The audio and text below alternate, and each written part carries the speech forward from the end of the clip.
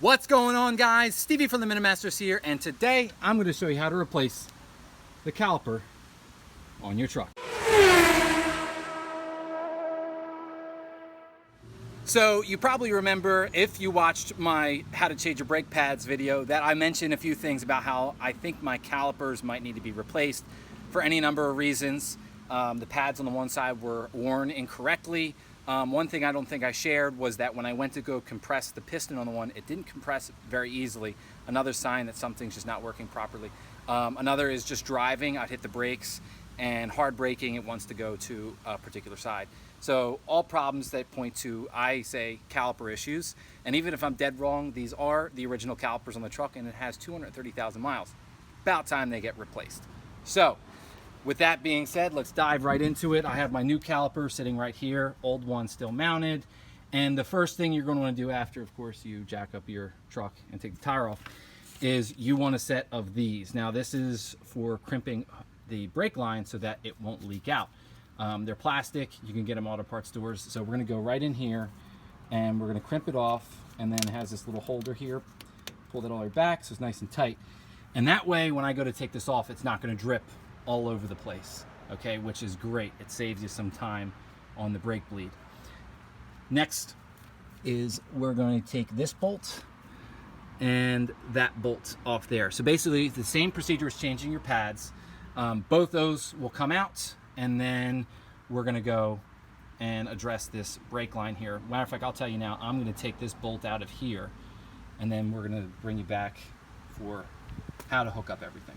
All right, so here we are. Caliper is off, brake line is over there. It's not really dripping much.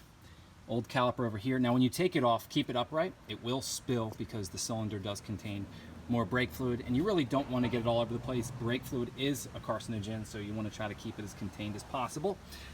New caliper right here. So in your kit, it will come with 2 copper washers. So the first one goes right here, okay? The other is underneath the bolt. So you put the copper washer and the bolt through it, and then you will bolt those two together and make your complete connection. So I'm going to do that real quick, and then I'm actually going to remount the caliper, which is just a matter of just pushing it into place and putting the 2 bolts back in, and I'll bring you back. All right, guys, so we're at the all-important step. It's time to bleed the brake. So I have this little contraption here. Really all you need is a vinyl tube going into something to catch the brake fluid, and you're good to go. And what you're going to do here is somebody's going to sit in your front seat there. Got Charlie. He's going to hit the brake pedal until I just get a solid line of fluid here.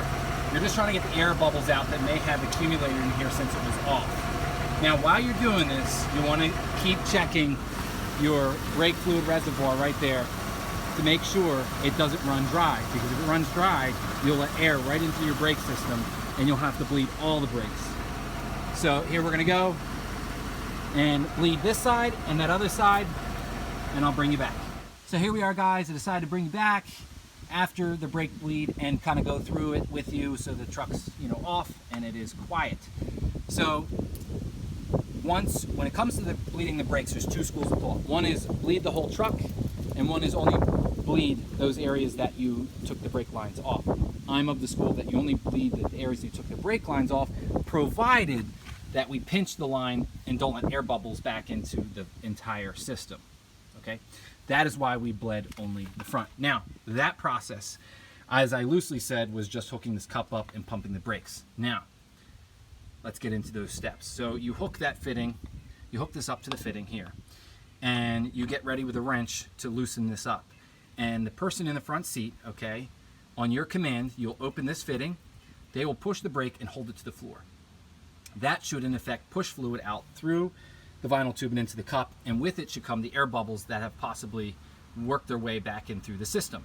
Now, they hold the brake to the floor until you close the fitting, because if you leave the fitting open and they let go of the brake pedal action will suck the air bubbles back in the system, and you've achieved nothing. So they hold the brake to the floor, you close the fitting, they let go, comes back, and then what you do is you run through the same process of them pushing the brake, of you opening this, them pushing the brake pedal to the floor, holding, and then you close it off, and you do that until no air bubbles are seen in this vinyl tubing. And then once you complete one side, you go to the other until you have a nice firm brake pedal.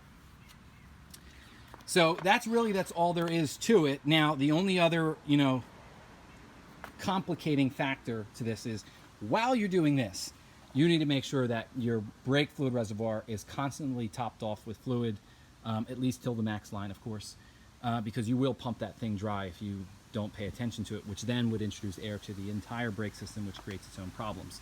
So my rule of thumb is for every brake pump, add some fluid, or at least check it to make sure that you're above or at the right level, okay? So simple as that, guys. It's 3 bolts to hold your caliper and the brake line, and you can replace your calipers. I mean, it really is not a difficult thing. The only thing that is a little difficult when you're by yourself is obviously bleeding the brakes, but there's lots of tools and things out there to help you do solo brake bleed jobs. And hey, if you can get it to a repair garage, you can I just have them bleed them for you if you're not comfortable doing it yourself. But as you can see, I just did this in my driveway, and I think you guys can too. So as you can see, I'm dressed to go swimming. I think that's where I'm gonna do, because it is hot out here in the sun, and yeah, I just need to cool off. So that's all for me, guys. Hit the subscribe icon over here. Check out some of my other videos. I'm Stevie from the Minute Masters. Thanks for watching.